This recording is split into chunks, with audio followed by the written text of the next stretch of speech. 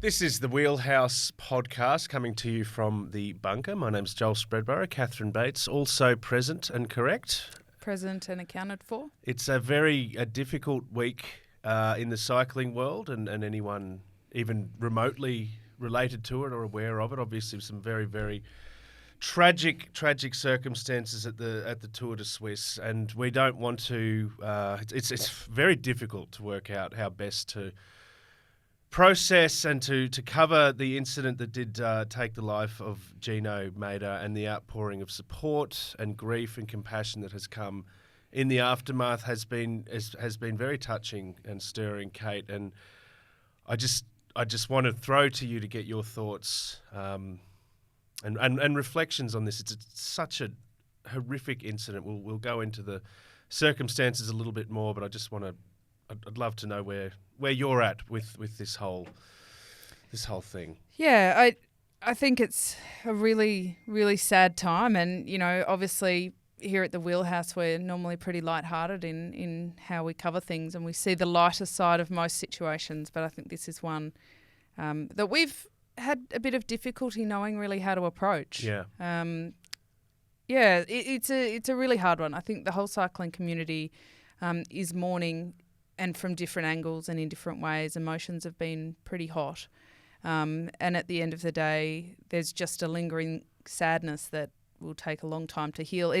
I've found it hard to know the right words, to be honest. And I've been pretty quiet on social media this week, as has the Wheelhouse, because it's hard to just draw a line and turn a corner after something like this. But instead of trying to find my own words, Joel, what I want to do is read out a beautiful post from one of Gino Mader's colleagues, Romain Bardet, who's part-time philosopher, full-time bike rider, I think, who did it beautifully. He's French, but this is written in English. How? Why? What do we have left now? Our eyes tear, our thoughts devastated. We are all Gino, climbing each descent faster and faster to the limit of balance, flirting our limits curve by curve. After all, we've already done this 1,000 times. Dark is the day when fate comes to snatch one of us away, our fellow lycra acrobat, with an injustice that tears us apart and nothing can fix. Conscious of the unconscious only when brutality catches up with us and ruins us forever. If only the sincerity of our thoughts could comfort those who remain. We do this sport for emotions, but never, oh big never, to see our family mourn. To a star that will never stop shining, Gino. Yeah, beautiful words. Really, really beautiful words. And the outpouring, I guess, around the cycling world and in recognition of his achievements, the kind of guy that he was, and obviously the tragic nature, the tragic circumstances around his passing are being very, very well marked. And we'll talk a little bit more about this without, I guess, as you said earlier, what more can be said? Those beautiful words are, I think, a very fitting tribute, and we often speak about the dangers involved in the sport. It's not for the faint of heart. We very much know that, and we make light of things here on this program, but this is absolutely not the occasion for that. It's a terrible, terrible, terrible tragedy for the sport, for his family, for everyone connected to the team as well. And I just, when I first saw the statement around it, it was Bahrain Victorious. They put out this statement, and it wasn't. They weren't just words. There was some genuine heart, and so often you have these statements around sympathetic themes and looking at compassion and emotion, and they feel a bit lip servicey, but this felt really, really genuine and authentic, and it's obviously left a really heavy mark on not just the team, but, as I say, the entire cycling world. So what else can be said? Yeah, I mean, it's really hard to know what to do, and I think the Tour de Suisse handled it well, and I think we should talk about what happened there. They consulted the family, Gino Mader's family. Of course, he was a Swiss rider. Yep. And the family wished that the race continued. Not every team did. Bahrain Victorious were an obvious one who went home. Ride. Yeah. But, I remember in touring and at the passing of Amy Gillett, the race went on. They consulted the Australians and the family and decided what to do. And ultimately, some athletes decided not to race, but some decided to race because the bike is therapy. And so I don't think we can be critical of however any rider handles it, but we have to consider that it's sitting heavy like an elephant on many people's hearts. And that was pretty obvious, I think, in the way that the Tour de Suisse was raced. They neutralised stage 6. The next stage, what they did is they ended the GC time with 25 kilometres to go, so that last 25 kilometres could be raced and raced properly, but that nobody had to take a risk that they didn't want to take with an eye on GC and being torn like that. Evenepoel won that stage, and he won it beautifully, and he embraced Gino Mader's mother at the end and paid tribute. And I think it's also their therapeutic moments for the athletes. And remembering it wasn't long ago that it was in relation to COVID, but Evenepoel and his family were coming out and saying, we're humans, we're riders, we're people beyond of course, just being sports people. And I think this was another moment that really showed that. We speak about it a lot. We speak about this sensitivity that you're getting more and more from athletes. And a lot of this generation next and the Hot 100, whatever we want to call it in cycling, and being quite in touch with their emotions and prioritising things that are bigger than the sport, bigger than the stage they're racing in, bigger than the bike they're riding on. And that, I think that really exemplified that as well. And it's worth mentioning that the family obviously wanting their privacy respected, but wanting also realising the cathartic nature of the bike. And we speak about this a lot as well. We should mention, of course, Matthias Skelmoser, of course, going on to take. Well, look, it's a tour that will always be draped in trauma. It's there's no other way of saying it. But we did have a result, which that form continues for him. Remco, of course, getting up on the podium as well. I think third for him. So, look, the race went on. And these are the big races. I mean, if it wasn't in such close proximity and importance to the Tour de France and also for UCI points, may have been different. But it was what it was. Skelmoser, just a huge talent. And look, I'm proud that we learnt how to pronounce his name. You've talent early in the season. Really early I know. On. Go us, right? You're such a scout. Remco's obviously not going to the Tour, which I think after watching him in Suisse is a good idea because he was good, but he wasn't on his top form that we've seen him. So I think that's a good decision by Lefebvre to manage his season. But Juan Ayuso from UAE, who was second, brilliant ride from him. So now we've got the Dauphiné, the Tour de Suisse, National Championships this weekend. We'll talk about that a little bit later. It's all coming together to form a bit of a picture. The giant puzzle. It is. Yeah. And of course, then we had the women's Tour de Suisse. So well done to the Tour de Suisse for putting on both men's and women's equal prestige. Yeah. But also concurrently, as in back-to-back, so that it wasn't, a random race in the middle of some point that nobody paid attention to, but they really picked up off the back of the men's event. Surely they've finally realised that creating it as a sort of festival of cycling, celebrating the achievements of both genders, is a smart thing to do from every point of view. Oh, look, Joel, I think based on what's coming up on our rundown, it's fair to say with every bit of good women's cycling news, there's a few black holes we're going to fall down. I'm headbutting the microphone. I know. Anyway, we'll get to it. Marlon, your mate Marlon. Now, what I love is in the men's Tour de Suisse, Stefan Kung won the opening time trial. Yep. The last World Tour win he had was at the Tour de Suisse in the opening time trial in 2021. Before that, it was the Tour of Romandy, also in Switzerland. So the Swiss love their time trialists. They've got a long history. Fabian Cancellara, Karen Tourig, of incredible time trialists. Marlon Russa, stepping up to the plate for the ladies. Right. Wins the time trial quite convincingly. Yeah. And then in a show of absolute dominance, goes on to win the whole tour, keeps the jersey on her back. Yeah, just holding them riding. at bay. I want to ask you about Demi Vollering because I'd like to coin Demi Nation, but this time it's a little bit of Demi disappointment because I thought I want to ask you about this because Demi did her best to be there to support, but didn't quite seem to have the legs. She tried to help, but kind of didn't help.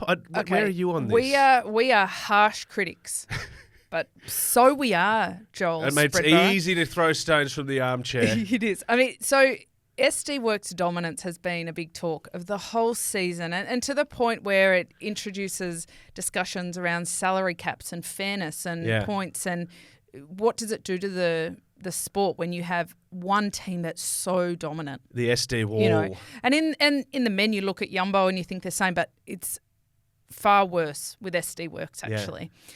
In big part because they pay more than anybody and they can gobble up some of the talent because of that. You know, the up-and-coming talent, they can afford to pay more, and so they just become a bit of a behemoth. But what's happened at the Tour de Suisse is Kasia Niewiadoma and the Canyon SRAM ladies have gone, bugger this, we want some time in the spotlight. And they've gone on the attack. Tiffany Cromwell, go Aussie, go. Yep. On form from her recent gravel victories, has gone in the early break to kind of set it up for Canyon SRAM. And Kasia Niewiadoma has attacked solo on the climb, gone for victory. Yeah. With about 50k to go. It was a blistering attack, and SD Works had to respond in order to keep the jersey, because at this point in the race, Niewiadoma was in the virtual GC lead. And so they've put Demi on the front to chase for Marlon Rusa, and she hasn't made a dent. Didn't make a dent knee. A dent knee. Me, yeah. Now, you might say, no big deal, but if we look at the early season for Demi, she had 10 people on the front chasing her and not making a dent. Did she go too hard too soon? Has she cooked herself? I think this is not to overplay it, but not to underplay it. Yeah. It's the subtleties and the nuances, I think, in the sport that can make it so exciting. Yeah. But I think that she probably needs a mid-season break. I think that her incredible form is starting to wane a bit while other people's form is rising. It's just such a stacked season, isn't it? It is, but we've got Tour de France Femme, we've got Super Worlds coming up.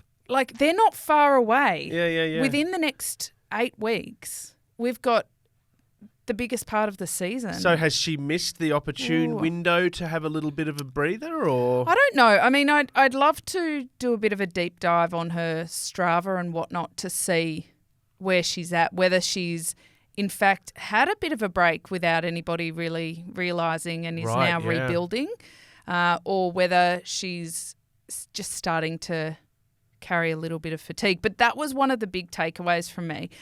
But because SD Works are SD Works, Marlon Rusa still got the chocolates. Yeah. Well, Neve Fisher-Black jumped across, and a very dear friend our of the very Wheelhouse. dear friend, the little Kiwi pocket rocket, who won the under-23, the first ever under-23 World Road Race Championships, has never gotten to race in the jersey. Yeah. Which I think is a travesty. That's ridiculous. She should be able to wear it in elite IMO if they race the same race at Worlds. She won the stage. Kasia Niewiadoma was second in the stage. So SD Works still got very dominant. But you say Neve Fisher-Black, our beloved Kiwi, but we're working on Aussie stealing her because I think, that's what we do to all our favourite I mean, we Kiwis. pretty much pitched it when we met her. Yeah. And you know what I loved about that? She just come off this, literally the biggest moment of her life in Wollongong. Sorry, hey, can we talk to you?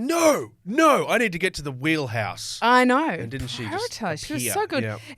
And what I also find really interesting about Niewiadoma, we talk about her often as one of the favourites, but she actually hasn't had a World Tour victory in 4 years. But she has been top 10. In the I wrote mix. this down. Yep. 12 second places and 10 third places in World Tour races. So 22 times the bridesmaid in the last 4 years, but no win. I always want to talk about like celebrating athletes that don't quite finish first, don't quite get the gold, the silver, bronze, whatever it is, that are still supreme athletes and have these incredible records. Just this season, she was 6th at Strade Bianche, 5th at the Tour of Flanders, 4th at the Amstel Gold Race. She's there or thereabouts. Yeah. Nothing to sniff at. Hey, No. can I ask you a question? While we're here on the Wheelhouse podcast, coming to you from the bunker, how did Pogacar's girlfriend go? She went really well, Joel. She What, has sorry, a name. oh, no. What's her name, Joel? Urska Zigard. I know Thank her you. name. This is not me. This is me No. throwing shade at, is it Het Nieuwsblad? That's correct. It is a Belgian newspaper. They have a race, Het Yeah. Nieuwsblad, at the beginning of the season. Yeah. Now, they tweeted, look, it's wonderful. They were tweeting about women's cycling, Yeah. Joel. So we should be pleased Should we? for that. However, what they tweeted was, girlfriend of Pogacar gets Yeah. caught 75 metres before the line in Switzerland. Eleonora Gasparini wins. So Eleonora Gasparini got her name mentioned, Yeah. but Urska Zigart became girlfriend of Pogacar. I've got the line. So, girlfriend of Pogacar stranded 75 metres from the finish in Switzerland. And then the next part is Eleonora Gasparini wins the sprint. So, they got her name right. That's okay. And puts an end to SD Works' winning streak. So, it's like all the facts are there except for the most important one, Except for which the name. is the talent's Oh, my name. God. Yeah. Well, and so Canadian Cycling Mag, they had a little bit of fun with this. And they wrote an article headlined, Urska Zigart's boyfriend heads to Slovenia in final race before Tour de France. Yeah. I love it. Now, Pog, because he's a really good sport, Yeah. firstly, he tweeted about Urska Zigart when she was second at the time Yes. and said, I couldn't be prouder. My inspiration, he said, my hero. My Beautiful, hero. right? Yeah. But he then shared on social media, Instagram stories and on Twitter, the article from Canadian Cycling, Urska Zigart's boyfriend. So he also sees the atrocity in what they've done there. It's ridiculous. We could talk about it all day. Just it's such a simple thing to do, and I've got nothing. Yeah. I'm so glad it got treated the way it did. Yeah. It got recognised on social media. People came out and said, "Yeah, what are you doing? Come on." And then Pog really put the icing on the cake with that. So Yeah. I mean, let's do just you write it down, often- guys. Urska Zigard. I know I'm not great at pronouncing names, but I There's a definitely lot of have a red-hot accents in crack. there, but even if you miss the accents, Yeah. you can still do it. It's, you know what? I'd prefer to be called Josh or Joe or Joel than, I don't know. Kate Bates, its co-host. Yeah, there you go. Exactly. Or Lee's husband. Lee's husband, yes. Yeah, this is the Wheelhouse podcast. I'm Lee's husband. I'm here with Merxie's partner, and we are talking about names and the lack thereof. Speaking of, is Lee's away for work for a couple of weeks, Joel? We might have to wrap up early today. I think, do I need to make you a casserole? You said you were going to bring me a crock pot of casserole. I didn't get to it, but do you need that? I'm or wasting away. Are you existing on pies and Hungry Jacks? You know what? No, not entirely. I'm doing okay. I'm actually doing all right. But my darling wife is away for 3 whole weeks, and it's a good opportunity to get out on the bike. I've been out twice this week. Not that I wouldn't do that while she's here, but look, I'm just trying to compensate for the fact that she's gone away. Well, now you were spotted yesterday at one of Australia's greatest sporting events, the Eating a State pie? of Origin, eating a pie. Yes, the NRL State of Origin was There's on. eyes Joel, we everywhere. did this last time. Let's do it again. Who won? Oh, who else? Not New South Wales. Not Queensland got the Queensland chocolates in this fearsome interstate rivalry that goes back 43 years. It actually goes back a lot further than that. And what I like about the State of Origin is that everyone's like, oh, Queensland gets it. Queensland has this passion. You know, you Blues don't get it. I don't buy into any of that. It's like we talk about this with cycling. We talk about Demi Vollering timing her run. It was the case of that. They didn't time their run. They missed a trick. They got caught on the hop. It's very kind of you. I mean, in cycling terms, can you remember the last time Cofidis won a host of World Tour races? How far back are we going? Right, so Yumbo is Queensland. Yeah, okay. And New South Wales is Cofidis. I Look, think, it's only in- two straight yes. for Queensland. But no, I noticed you went really, really quiet on the group chat about 5 minutes into that game last night. Something did. come up, did it? I did, yes. Sure. Yes, my ego. Look, big sporting events. What I'd love about the State of Origin is that you usually know when it's on. It's advertised. They lock in dates. They lock in venues. They name It's a big teams. event. It's a major Yeah, event. it's a big event. So it's all very clear. It's in the diary. This is happening. These are the teams. Here's the coaches. Here's not the same with the women's Giro Donne, which I have a theory on.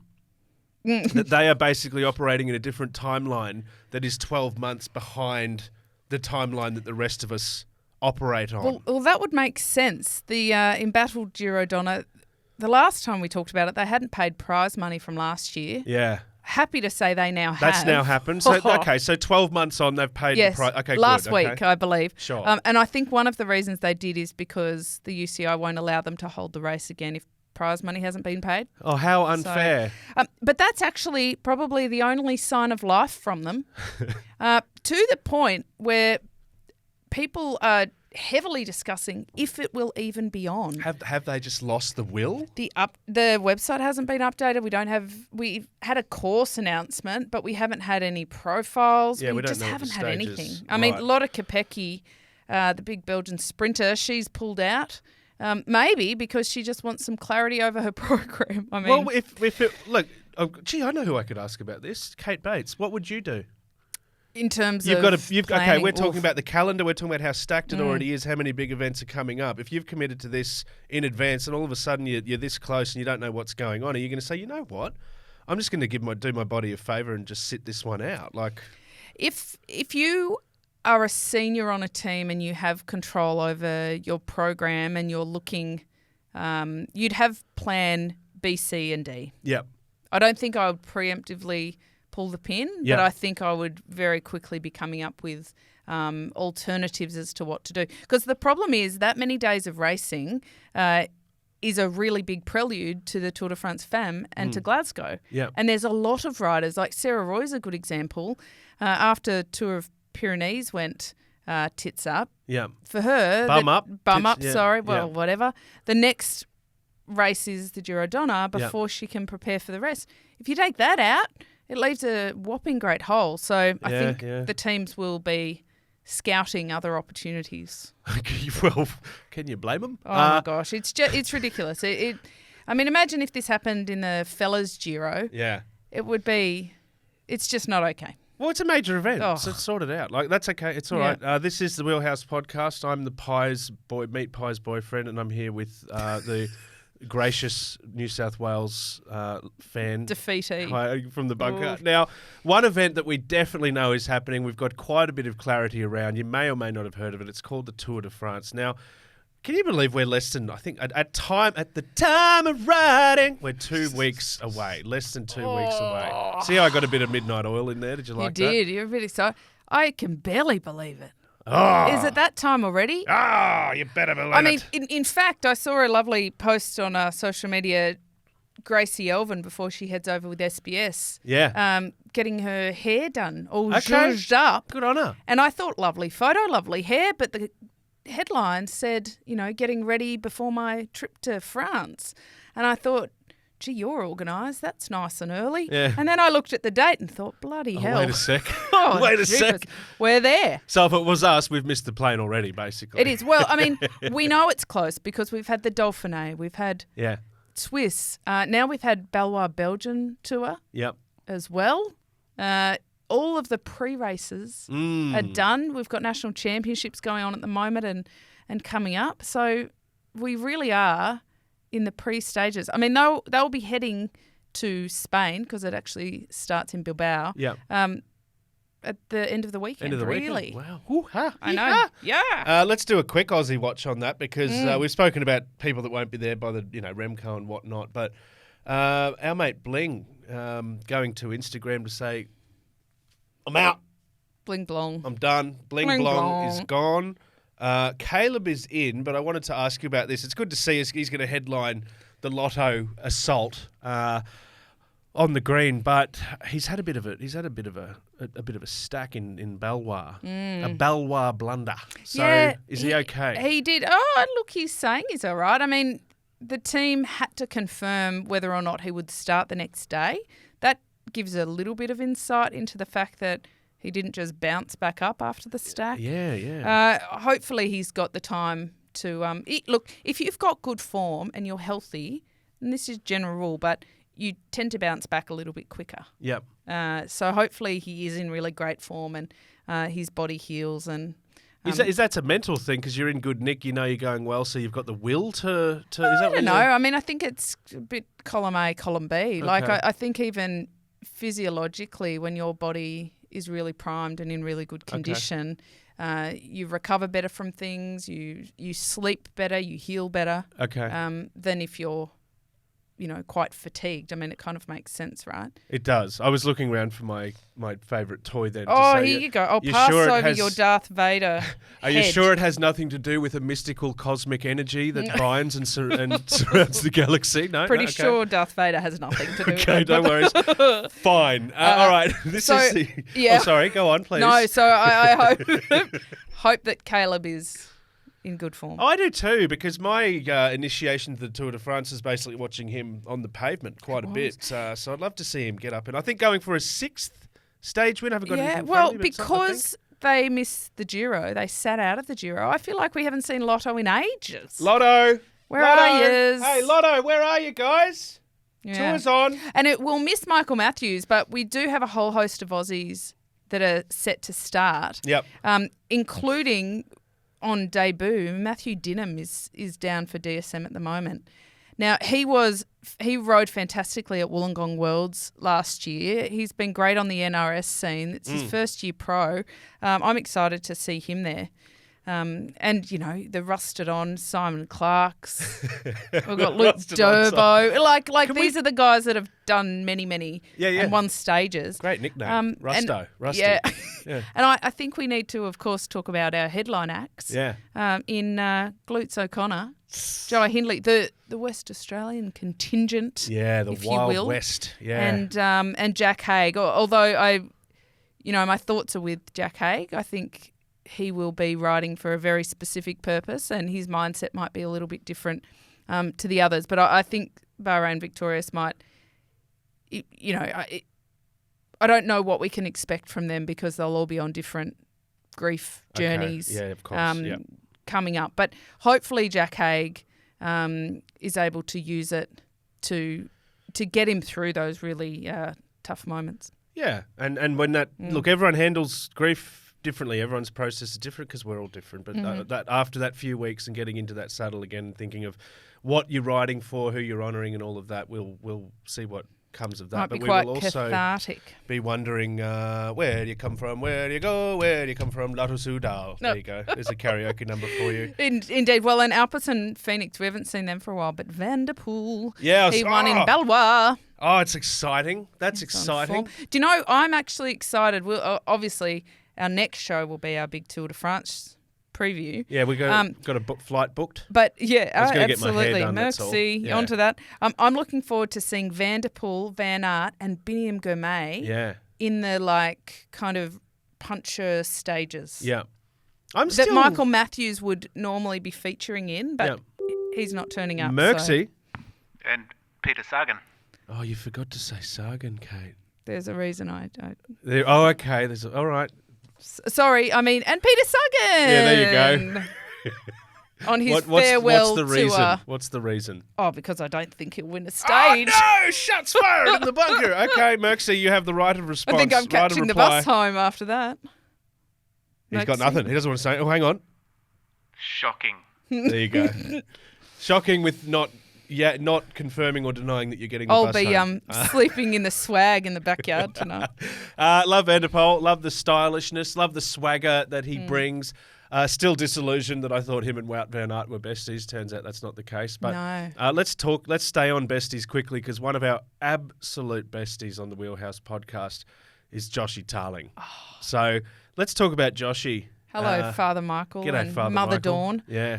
Yes, he is national champion Boom! in the time trial Yeah. for Great Britain.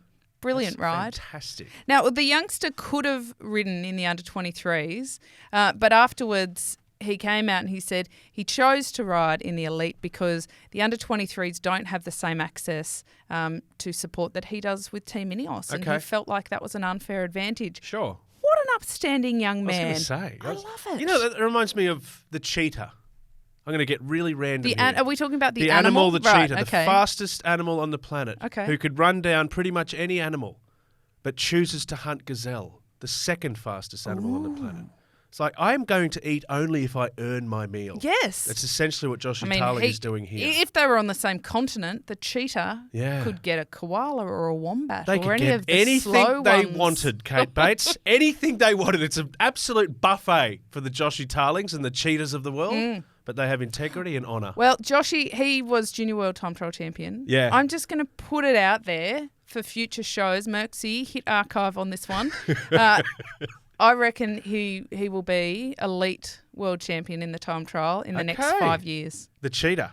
The cheetah. We're going to call him the cheetah from now on? The spotty cheetah, like Spotty the African. cheetah? I don't know, like something, because otherwise the cheetah, I don't think that's a good nickname. Because you're thinking of the word cheat. Yes. Oh, Come on now. no, I'd What's say... a nut like the gazelle, maybe? Well, it's the second fastest, though. Yes, but at least he's... Anyway. The fast big cat. There you go. Merksy. Gets to wear the white shorts too. Oh. How does Father Michael feel about the white shorts? Well, Father Michael thinks it's quite funny. From the Wheelhouse, I think we need to send Father Michael a message in all capitals. Don't let him wear the white shorts. Stay away from the white. Well, because national championships are on at the moment. We talked about it last week, how they have this festival of championships across Europe at the moment. We've had a few run, but there will be many updates. Rianne Marcus took the title for the women in the Netherlands ahead of Van Vleuten. Oh, wow. Yes, Van Vleuten relegated back to fourth. So big win from her. And Lizzie Holden in Great Britain, so great to see her keep developing. That's fantastic. Alexei Lutsenko won in Kazakhstan. He was and always is my wild card at the Tour de France in tipping competitions. You said this, yes. He's so consistent. We've got Tom Skoyens, who won in Latvia. Yes. Of course, the Trek Segafredo rider. Yeah, we Josman like Tom. Emden Yep.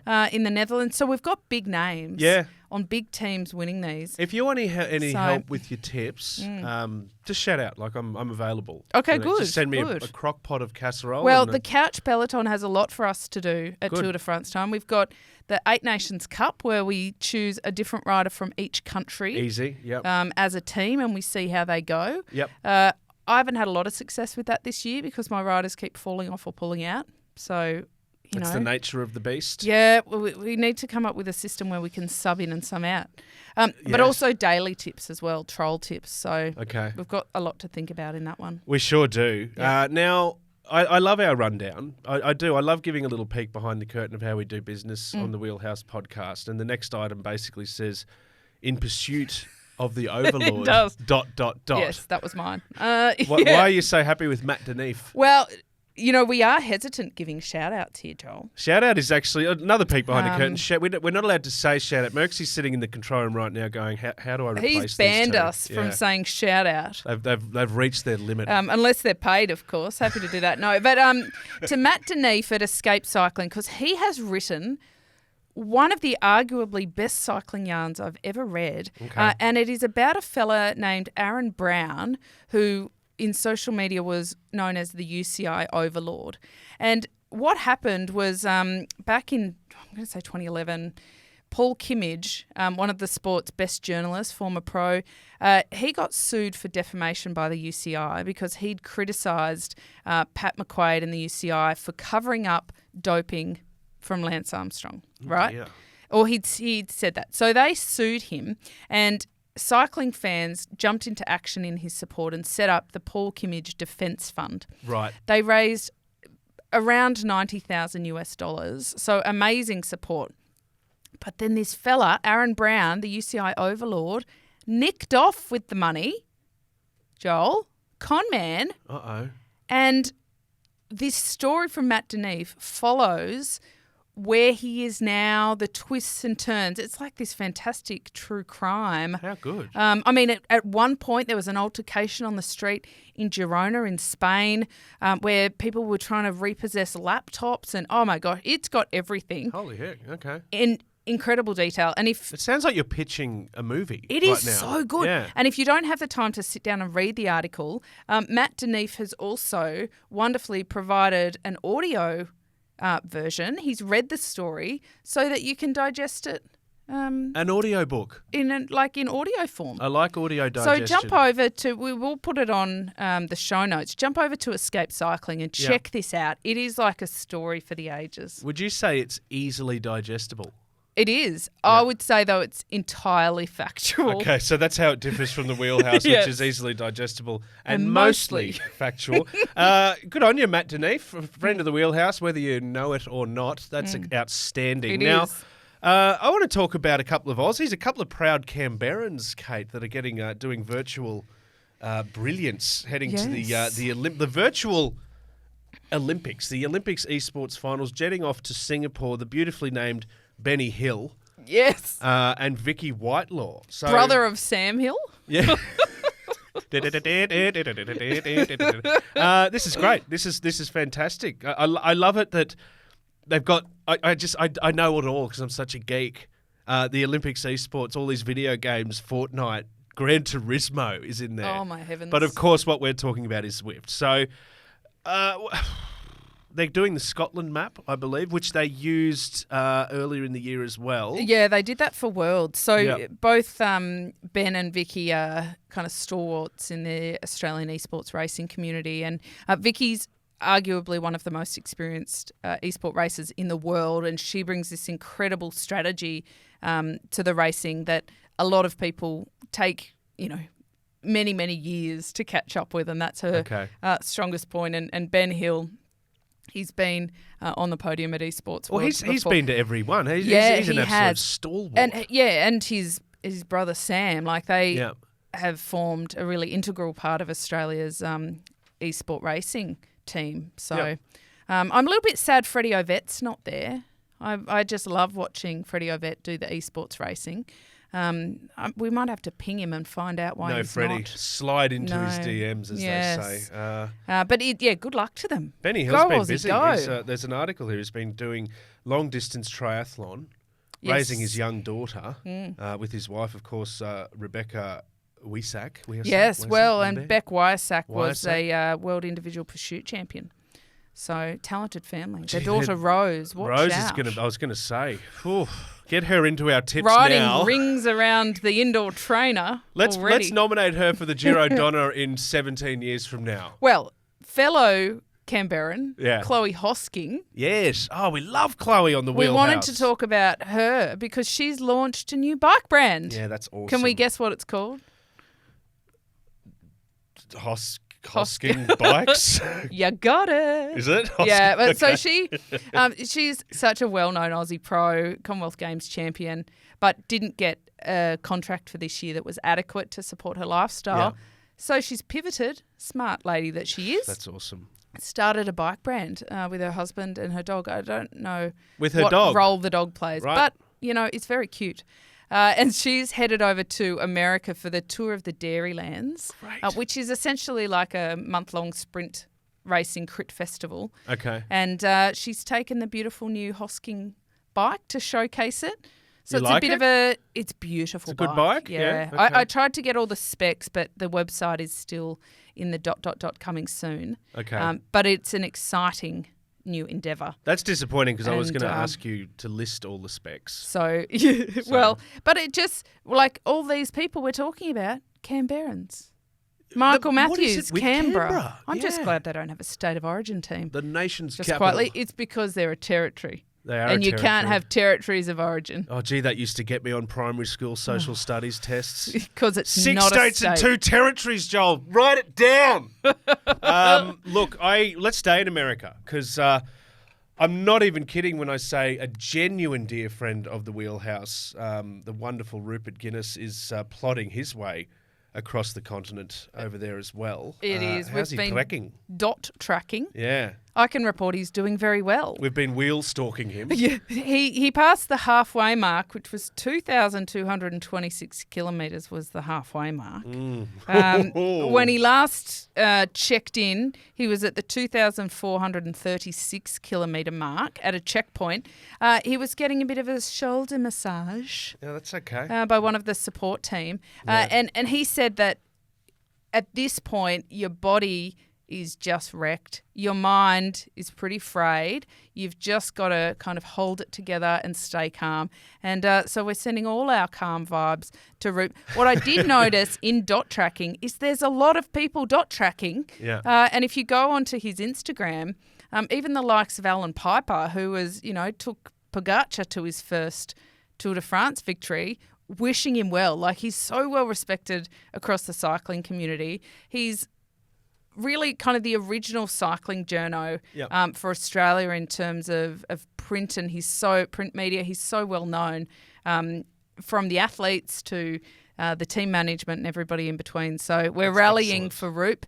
Last year didn't quite go to plan, and he's been holding that in his pocket, a bit frustrated, and he's using that to get him through this year. So go, Roop, go. We're there with you, Roop. Not literally, because I wouldn't have made it as far as you have, but gee, the dot tracking's makes us feel like we're there. We have ordered a Roop supporter shirt. It hasn't arrived yet. But, I tell you what. Yes. Talking about what's arrived. What has arrived, Kate Bates? Check this bad boy out. The official guide 2023 for the Tour de France. There you go.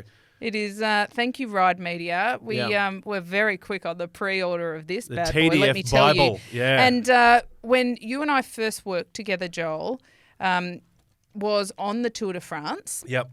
And this little Bible here, because it's come out for many years now, from Ride, the official guide, is how we started each team meeting each night with the page open, looking at the stage, going through the details of it. So get yourself a copy. It was very helpful. I remember I was there like, okay. In newsagents. Okay, so the bikes have two wheels. That's great. Okay, it's so like they a sit rite on of them. passage. Right, yeah. Well, a couple of years ago, Merxy bought a not-to-be-mentioned other magazine. Yeah. Because it had some yellow socks to it, and it said like tour free on socks. It. Yeah, free socks that came with the magazine. Okay. I thought it might have been like the Peter Sagan fan club. No, well, maybe Peter Sagan was on the cover. I don't know, but he proudly wore the socks for the month of the Tour de France. As you would. Yeah, now they're bed socks. I hate to see them at the end of wearing them for a month straight, but that's okay. Now it's been a lovely ride, a lovely chat today, Kate Bates. But let's go back to where we started very, very briefly, because we were talking about Gino Mader, and may Gino Mader rest in peace. And the outpouring of grief has been very, very stirring, very touching. One thing we know for sure was Gino was a very passionate advocate for social change. And I thought we should pick up on this, because it's one thing that has been done to honour this guy who was celebrated as a terrific athlete, but an even better person. And that is just dig it. So this is pretty special. Yeah, well, I have to think of the song, Can You Dig It? Yeah. We can dig it. We can dig it. Yeah. And what has been incredible is the support that Just Dig It has received under the name of Gino Mader, that people have made donations in his name. Yeah.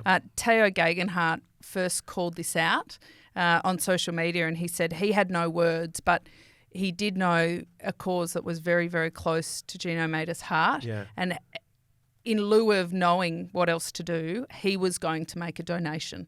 And I thought that was a really beautiful way to start. So for context, at the Vuelta last year, because Gino Mader was very dedicated to, the advocacy of social change around the environment and our impact that we left on the planet, he donated €1 for every rider who finished behind him, which is cool. Well, he wouldn't have raised much for riders who finished in front of him. Yeah. I mean, he had a good tour. And so he raised over €4,000 for them at that point, and it was toward a specific project, planting project in Africa. Okay. But now Just Dig It have come out with a statement and said they've been overwhelmed by the support, and that more than just being a good sportsman, he was a good person. And in honour of that, they're taking over 700 donations that have been made, and they're going to dedicate a special planting spot in Gino Mader's name. They haven't yet decided where that project will be, but what an incredible legacy indeed already that is emerging from that. So I think that's just a very, very beautiful tribute. I think really fitting, and sounds like the kind of guy who would have preferred that to happen, preferred something that is productive for the planet, for causes that he believed in, rather than dwelling on himself. That kind of thing, and it gives a little bit of solace, I think, to the family as well, who know that there is a legacy and know that change has happened in his name and will forever contribute, which I think is really beautiful and fitting. Beautifully said, and beautiful words today in memory of Gino. And I know it affects anyone involved with the sport, but especially those who have partaken in the sport at the elite level. And you are, of course, part of that peloton as well. So this sort of thing obviously rocks to the very, very core. So it's lovely to hear about these tributes and the rest of the elite cycling world, the way they've handled it as well on the Wheelhouse podcast. It's been great, Kate Bates. It always is in the bunker with Merxie's girlfriend and Lee's husband here. Join us again. We'll be back. We're going to do it all. The countdown to the Tour de France continues in earnest. We'll be here in the bunker. We'll be in Paris. Get on the Wheelhouse jet. We go. The Gulf Streams. I'm already warming up the engines.